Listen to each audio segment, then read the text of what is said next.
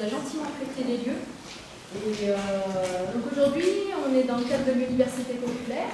On est plusieurs acteurs autour de la table. Il y a la régie de quartier. Moi, je travaille à la régie de quartier, je suis médiatrice associative. Il y a Modus Operandi, Villeneuve Debout, et puis on a Kenja aussi avec nous, on ne présente plus.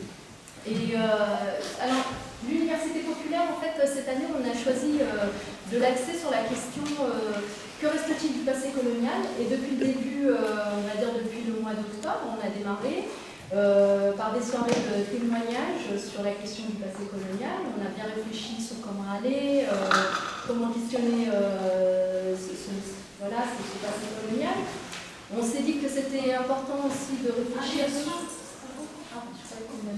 Donc on s'était dit aussi qu'il fallait qu'on réfléchisse sur la question de la colonisation, mais qu'on ne pouvait pas passer à côté de la guerre d'Algérie. Du coup, on a proposé 3 soirées autour de la guerre d'Algérie. On a abordé de différentes manières. On a aussi proposé un temps sur la colonisation. Voilà, c'est de se poser la question comment et pourquoi en fait la France à un moment donné elle s'est dit eh bien on va aller ailleurs. Et donc on a eu ce temps-là. Et dernièrement, on a fait aussi une soirée avec Nassima Moujoud sur la question de l'imaginaire colonial. Toutes ces soirées, en fait, on a essayé de les retranscrire à travers des cahiers que vous pourrez acheter au prix que vous aurez envie d'acheter. Sur la table. Voilà, sur la table, là. Et on est encore en train de travailler sur la retranscription de certaines de nos soirées. Et pour nous, c'est important qu'on retranscrive tout ça parce qu'il y a des choses très fortes qui se sont dites ce jour-là. Il y a aussi des questions et des re-questionnements qu'on a posés et pour lesquels en fait, on aimerait qu'il y ait des traces. Et on continue en fait aujourd'hui et toujours dans une volonté en fait, de réfléchir autour de la question de l'ostracisme, de l'exclusion, du racisme.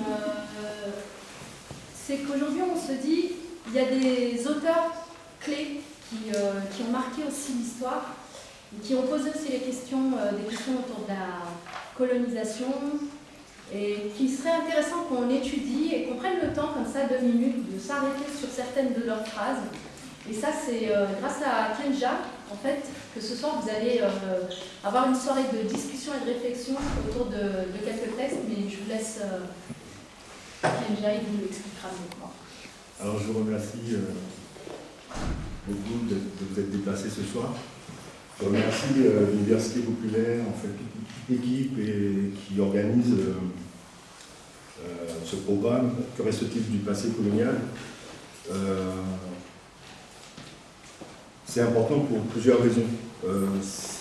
Mais la raison la plus importante et qui pousse vraiment en ce moment à un petit peu faire ce type de proposition, c'est que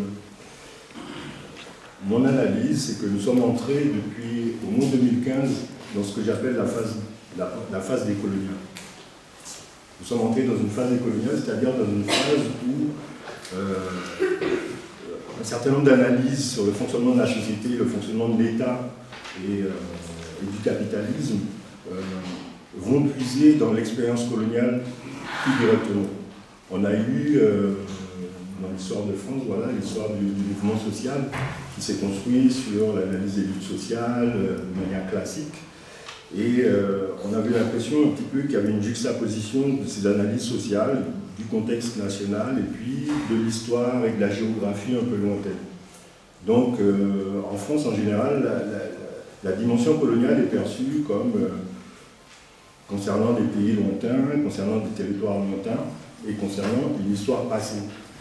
Et le propre du moment décolonial, c'est justement de réintégrer cette dimension historique et géographique au sein même de l'Hexagone et de la société française.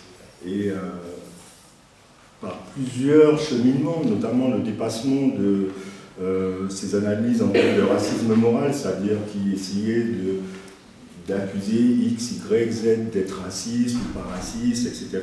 Il y a tout un certain nombre d'analyses qui essaient de démontrer que bon, ben, finalement, c'est pas pertinent ni même c'est pas efficace d'essayer d'analyser le racisme à travers les individus et d'avoir une position morale sur le racisme. ce qui est plus intéressant et plus décisif pour la société, c'est de démonter, de déconstruire le fonctionnement social et, je dirais, étatique et systémique, comme on aime bien dire, du racisme et de s'apercevoir en fait que ça va puiser dans une histoire à travers laquelle l'État français s'est constitué. Et donc, voilà, il est important aujourd'hui de rabouter les morceaux et de réintroduire un petit peu cette histoire de France, parce que c'est l'histoire de France, dans une compréhension de ce qui est devenu l'État et où il va aujourd'hui. Et c'est pas par hasard si ce moment décolonial, il est aussi le moment de l'islamophobie, il est aussi le moment d'un durcissement policier de la société. On voit bien, par exemple, les camarades de la vallée de la Rouya qui aujourd'hui essaient justement de se positionner en tant qu'humains pour aider nos frères migrants. Et ils se retrouvent directement confrontés à l'état policier. Il y a même plus de médiation, je dirais, dans la répression. On y va directement. Donc ça, bon, ce sont des analyses un peu personnelles. En tout cas, voilà, je suis martiniquais et donc j'ai été formé intellectuellement par ces trois hommes, donc Aimé Césaire, François Hamon et Édouard Glissant. Donc je vais vous parler plus en détail. Mais ce n'est pas par chauvinisme ou par esprit de clocher qui m'intéresse, c'est surtout parce qu'ils ont porté cette réflexion d'une analyse de l'histoire vue du point de vue des Caraïbes. Et tout au long du programme, on a bien vu, il y avait des temps forts de cette histoire coloniale, il y avait la guerre d'Algérie, il y avait etc. Mais moi, en tant qu'allié, je vis souvent une espèce de minoration, parce que nous sommes des petites sociétés, nous sommes des petites îles lointaines, qu'on ne connaît pas bien, qui sont exotisées, qui sont, qui sont ignorées. Donc cette réalité des Antilles, elle apparaît très peu, d'autant que les Antillais ont souvent fait le choix de l'assimilation, c'est-à-dire de disparaître en tant que communauté et de revendiquer une intégration individuelle dans cette société en disant nous sommes français depuis 1848 et donc nous avons des droits d'individus, ce qui fait que les Antillais ne se sont pas trop manifestés communautairement. Et donc il y a une tendance, moi ce que j'observe aussi bien à Marseille qu'à Grenoble, c'est un petit peu un délitement des organisations communautaires antillaises et donc cette expérience-là, que moi j'appelle le laboratoire de la modernité, parce que c'est effectivement là que la modernité se met en place, c'est là que la mondialisation se met en place, et c'est là que le capitalisme, il passe un petit peu, il se lance dans sa phase commerciale, on dira, pour atteindre ensuite sa phase industrielle. Et donc, ce laboratoire esclavagiste des Antilles, il est fondamental pour comprendre la modernité et la manière dont même l'État français se constitue du XVIIe jusqu'au XXe siècle. Donc voilà, ces trois auteurs, ils parlent d'une expérience historique et géographique, la mise en relation des trois continents, Europe, Afrique, Amérique, autour de l'Atlantique, qui permet que s'élève donc ce système capitaliste qu'on connaît aujourd'hui, et qui va mettre aussi donc des peuples en relation.